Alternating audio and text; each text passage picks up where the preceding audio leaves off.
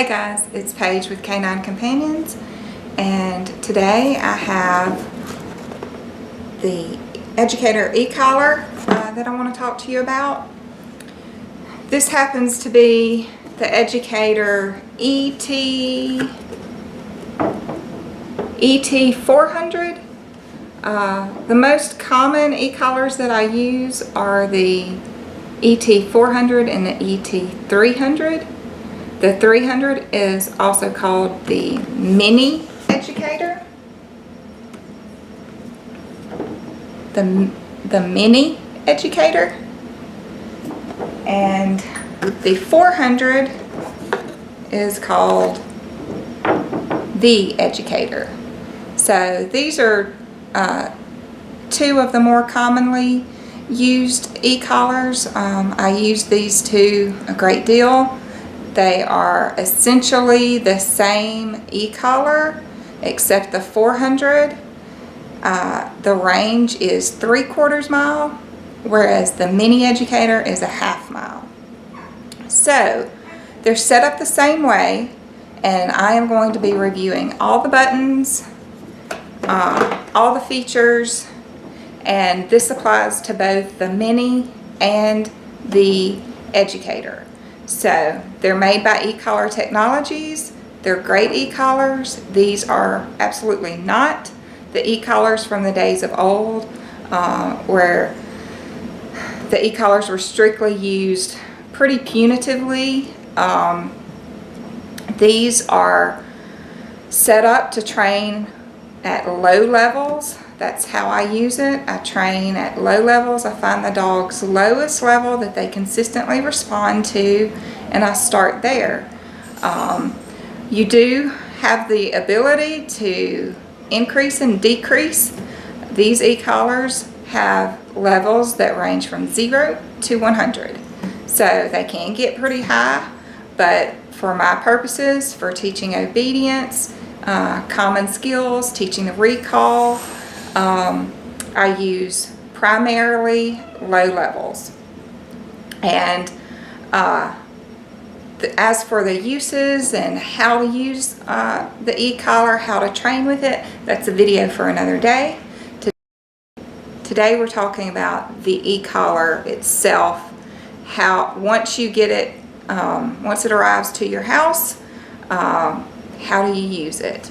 What are all the features? So that's what we're going to be touching on. So from the box to you and then to your dog. So from the box with the ET400, you have the remote.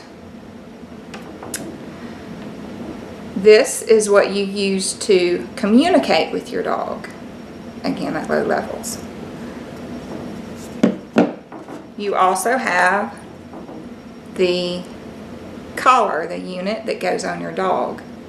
You can see that I already labeled mine because I have e-collars at my house that are mine and e-collars that belong to the owners of dogs that are training with me.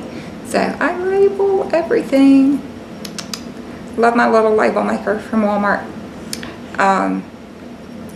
The Dynamo label maker. So I label my stuff so I know which is mine. Another little label. And I also have label in the box. So out of the box you have the remote. You have the collar. It comes with the collar already threaded through the receiver for you, which is handy dandy. You also have a charger that comes with, and the charger also is already split for you. It has a plug for your remote and a plug for your receiver, so you can charge them at the same time. You don't have to take turns charging the remote, only having one plug, and then charging your collar. So this is where, since we're talking about the charger, this is where you plug in your plug to charge it, and the inside of your collar receiver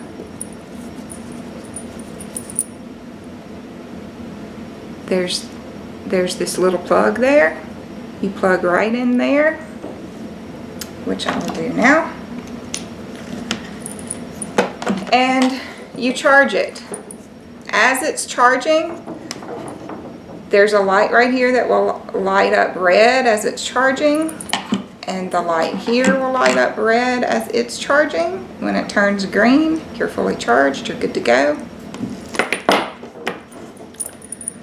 I would like to say on the collar receiver, after you've charged it, make sure you plug that little plug back in. It can get all sorts of dirt and loose hair in there if you don't, and then you'll be wishing you did when you have to go to clean it out and dig all that hair out so you can have a good connection. So just tuck that little plug right back in so that it sits flush and no dog hair can get in. So you also have a lanyard that comes with, so that you can attach it to your remote right there and hang it around your neck.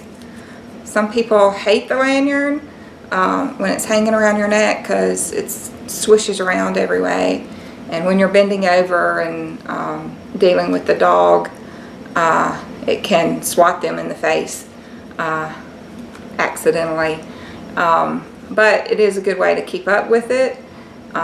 They also make other little nifty ways to keep up with it, a gear keeper, little magnetic options, accessories that you can get, but the lanyard is what comes with it, and it works. So I mean, it does help you keep up with it.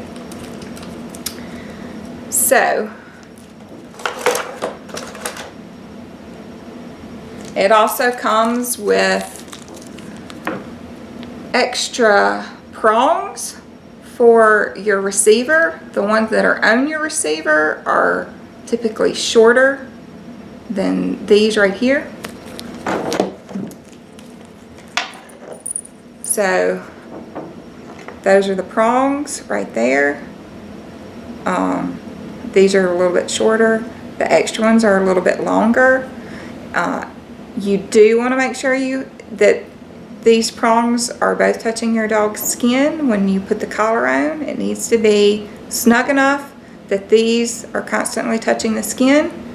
An additional note is, because it needs to be touching the skin, you don't want to put the collar in the same place every time you place it on your dog, because just simply having it in the same place, rubbing in the same skin spot, can cause breakdown, skin irritation. So you do want to move the collar around, the prongs around, so it's not sitting in the same spot every single time. Sometimes you can put it on the side of the throat here, on the other side, back behind your ear, center of the head. Just mix it up a little bit. So now we will go over all the buttons and features and all that good stuff. But you do have extra prongs. They do make also prongs specifically for thick-haired breeds, like German Shepherds with a really thick undercoat, Huskies, Great Pyrenees, all those thick-haired breeds. Sometimes it can be really hard to get the connection through all that thick fur. So they do make prongs specifically for thick-furred breeds. So when it comes out of the box, it should have a bit of a charge on both units. You will want to charge it up and make sure it's fully charged before you use it. I do. Just put it on the charger and keep an eye on it, and when they're both showing green, then they're good to go, as I said before. So, it also comes with this handy dandy tool. If you've been using it for a while and you're not getting consistent responses from your dog and you're wondering, is it working? Is my remote communicating to the receiver? Is my receiver working? Or is it my remote? This little tool right here can help you figure that out. And I will demonstrate real quick. Okay, so you put the tool on, you want to set it so it's sturdy and snug there. So I am going to activate the remote, and if the remote and the receiver are communicating effectively, you should see a little orange light up in the center of this little tool. So here I go. So you can see it is working. The remote and the receiver are talking to each other and are working. So if you ever wonder and have problems, wondering if your receiver's working, use this tool, check it out. If it's not working, call eCollar Technologies. They have awesome customer service. So hold on to this little tool, keep it in its little bag in your box.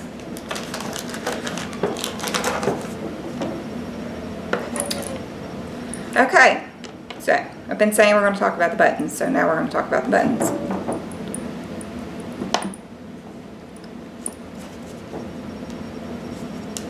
We're going to start from the beginning.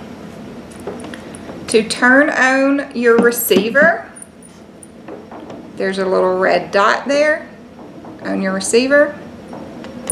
It matches a little red dot on your remote. So basically these are magnets, and you want to swipe the red dot on your remote to the red dot on the collar receiver, which I will do.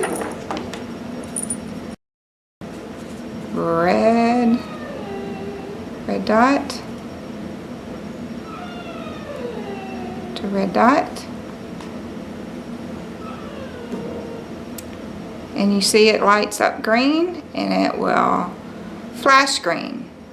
Green means it's fully charged, it's flashing green, so you're on, you're good to go.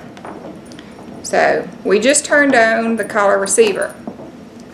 Now, that doesn't mean our remote is on, we have to turn it on separately. So to turn on your remotes, you're going to hit this center black button in the back. It also has a big L on it. Hopefully you can see the big L kind of engraved on it right there. So I'm going to hit and hold this button. And as I hold it, you should be able to see the screen light up blue. Right now it's dark, it's off. So here I go, pushing, and it lights up blue. So I think I push it maybe for 2 seconds and then it lights up. So also you can see that there's a number there, hopefully. That is the number that it's currently set on, 16. That's 16 out of 100. In order to change that number, you simply twist the dial and you should see the numbers change. So, pretty easy. You can dial up, you can dial down, it's very fluid. You will also see, hopefully, there's a letter M and a letter C. and there was 1D was flashing at the top. When that 1D is flashing, that means the intensity number can be moved and changed. If I press this short button here, the dial that changes the number, if I press and hold it, you will see that the 1D is no longer flashing. It's steady. I cannot change the intensity when I turn the dial. So, whatever number it's on is locked in now. I typically never lock my numbers in. I always want to be able to make adjustments. So, you unlock it the same way you locked it. You press and hold until that 1D starts flashing again. Then you can change your number. Change up. Okay, so now we know about the dial, how to change our intensity. We know how to lock it and unlock it. Now we're going to talk about the buttons on the side. There's a black S button and a red S button. S stands for stimulation. So, when your remote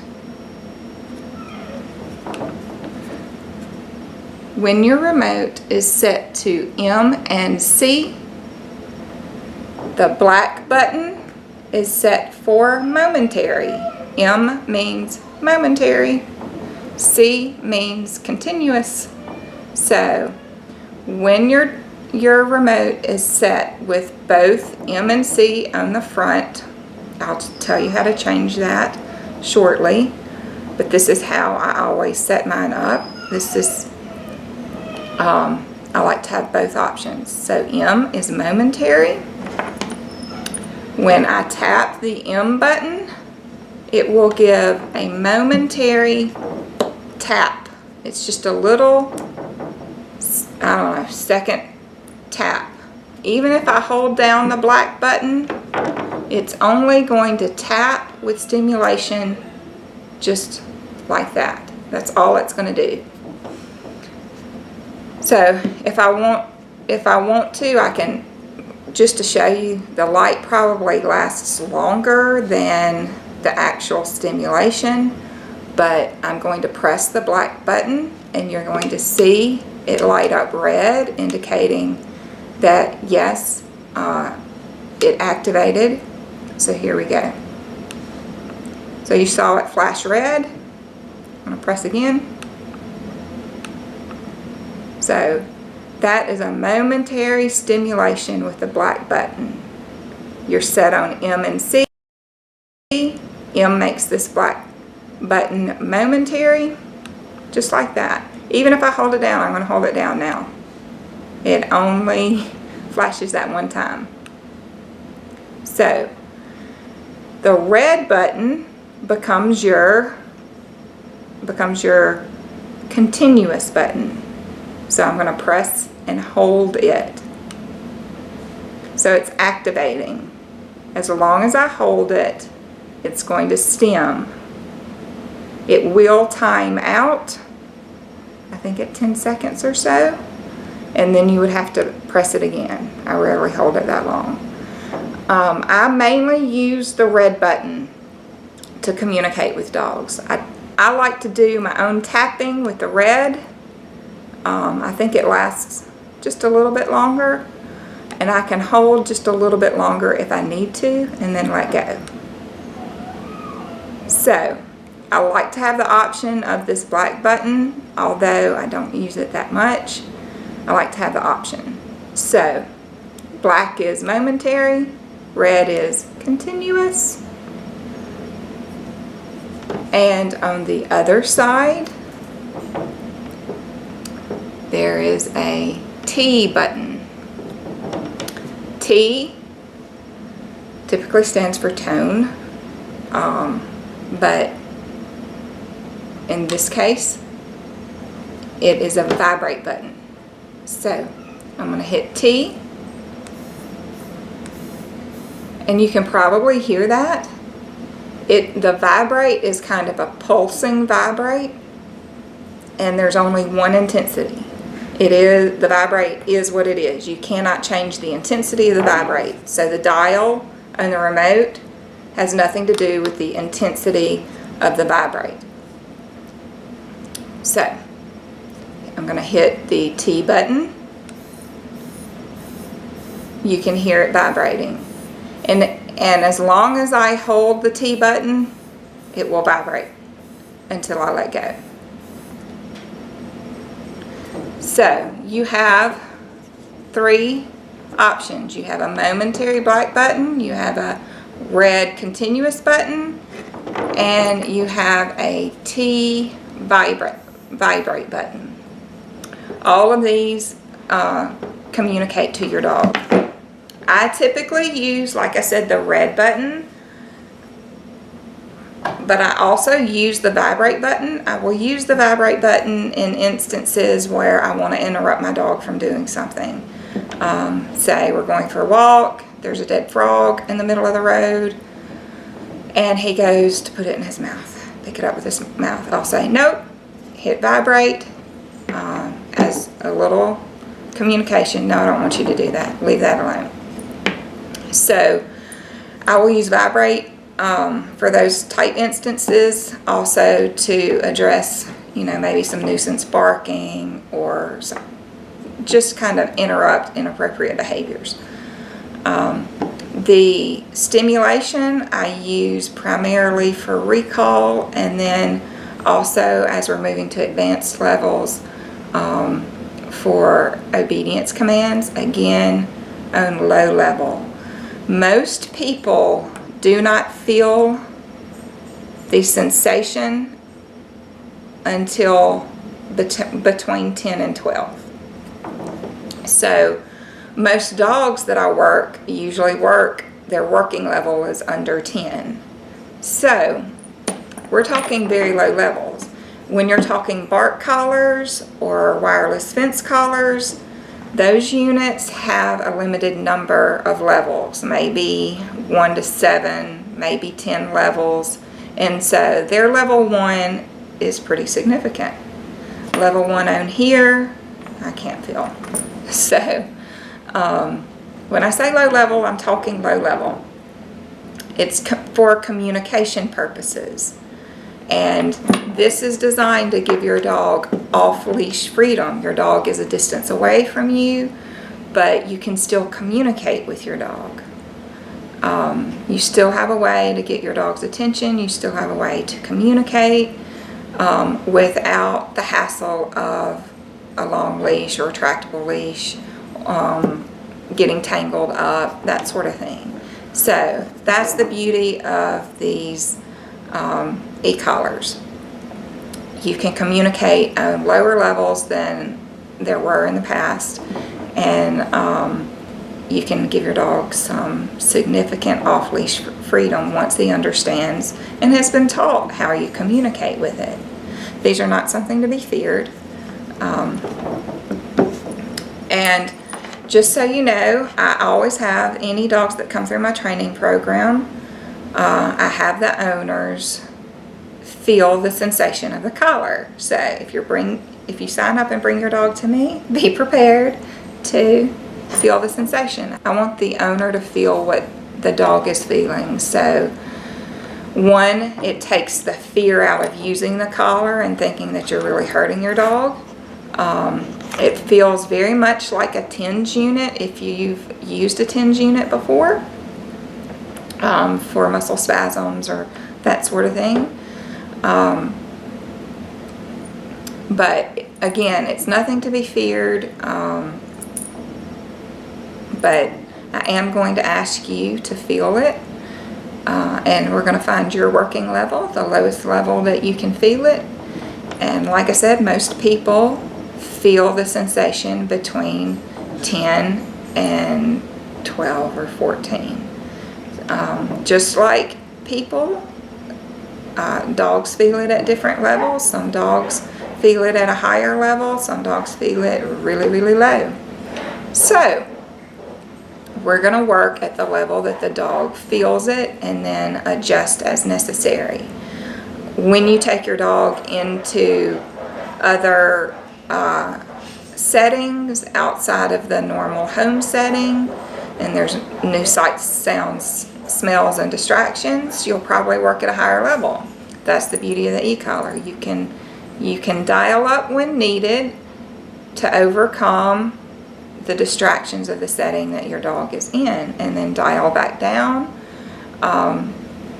when you need to, and you're not competing with as many distractions. So, love these collars. The buttons on the back. Again, the black middle button turns the remote on and off, but it also has a second function, which is turning a light on your dog's collar. So I'm going to turn this away. Be prepared. It is a bright light. So I'm going to press, now that once the remote is on, like it is now, I can press that back button again, and the light should come on. And the first time I press it, it's going to give me a blinking bright light. Here I go. Woo, bright light. So, I'm going to press it again.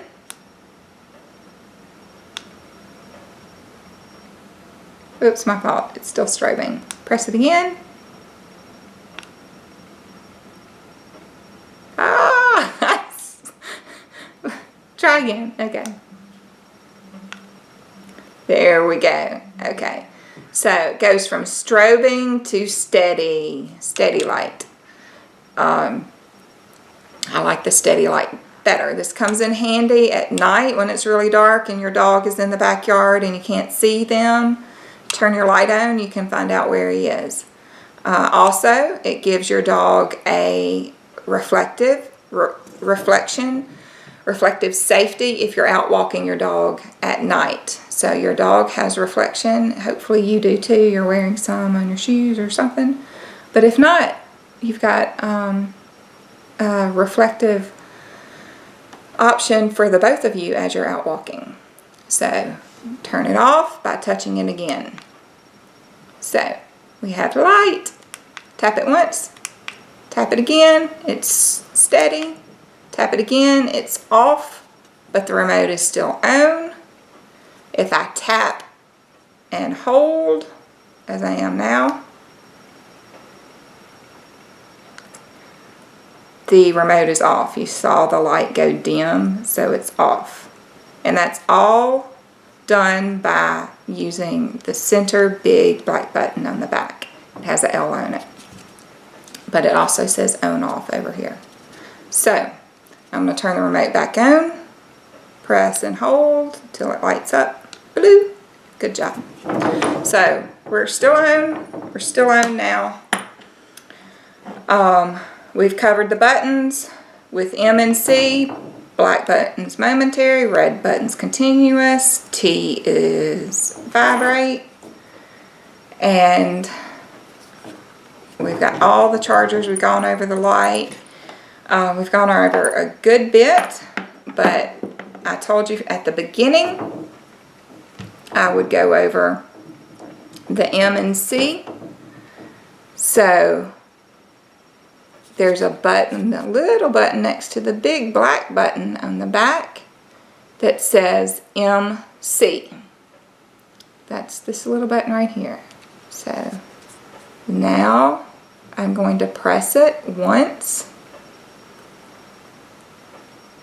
Whoops. And I pressed it once and it took the C away.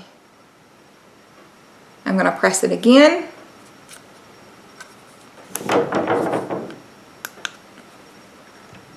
So now it took the M away and just put the C up. So if your remote is set in one without the M and C, whatever it's set on, these two buttons on the side do that. Right now it's set on C, so either button I hit is set to continuous mode. So that's the black button now. It's still set to continuous. So as long as I'm holding it, it's stemming. Red button is also continuous. If it were on M, I'll switch it back real quick. Now it's on M. Watch the light turn red. I'm hitting the black button. It only gave a momentary stem. Now the red button, still only a momentary stem. Now I'm going to switch it back. Now it's back to both M and C, where I like it. So black button is now momentary, red button is now continuous. Okay, so that's the features for the Educator ET400. It's also the same setup you will receive for the Mini Educator, the ET300. They function exactly the same way, same buttons, same dials, same everything. Thanks for watching. If you have any questions, please send me a message on my Facebook page, which is Pages Canine Companions, or give me a call. My number's listed on my website and my Facebook page. My website is also pagescaninecompanions.com. You can spell out canine, or you could put letter K, number 9. Both ways will get you to my website. I always recommend that people look through my website in detail. Get familiar with the services that I offer, my training styles, my training tools, and give me a call for any additional questions. I'd love to hear from you, and hope you'll be following my videos. Thanks. Talk to y'all soon.